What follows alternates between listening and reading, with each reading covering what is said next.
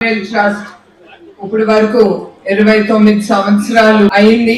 ఈ ట్రస్ట్ ప్రారంభించి నందమూరి తారక రామారావు గారు మానవ సేవే మాధవ సేవ, ప్రజలే దేవుళ్ళు అన్ని నమ్మి ప్రజల కోసం వాళ్ళకి అన్ని అందుబాటులో ఉండాలని ఆయన చాలా సేవా కార్యక్రమాలు ఆయన ప్రారంభించారు. అట్లానే మన నాయకుడు చంద్రబాబు నాయుడు గారు ఆ స్ఫూర్తితో ఆయన ఈ ట్రస్ట్ అనేది ప్రారంభించి అది ముందుకు తీసుకెళ్లారు. ఎట్లా చంద్రబాబు నాయుడు గారు ఆయన అనుకున్నారు ప్రజలకి సేవా కార్యక్రమాలు అందేటట్టుగా మనం ఈ ట్రస్ట్ ద్వారా ముందుకు తీసుకెళ్లాలని అనుకున్నారు. అట్లానే నేను మేనేజింగ్ ట్రస్టీగా ఆ ట్రస్ట్ ద్వారా ఆయన ఏమి అనుకున్నారో అదే కాకుండా ప్రజలకి ఏది అవసరమో, ఎప్పుడు ఏది అవసరం ఉన్నప్పుడు మా ఎన్టీఆర్ మెమోరియల్ ట్రస్ట్ ఎప్పుడు ప్రజలకి సేవా కార్యక్రమాల్లో మేము ఎప్పుడు ఉంటాము. ఈ మెడికల్ హెల్త్ క్యాంప్ గాని, చదువు గాని, మహిళా శక్తికి వాళ్ళకి ఏది చేస్తే వాళ్ళ కాళ్ళ మీద వాళ్ళు నిలబడతారో అని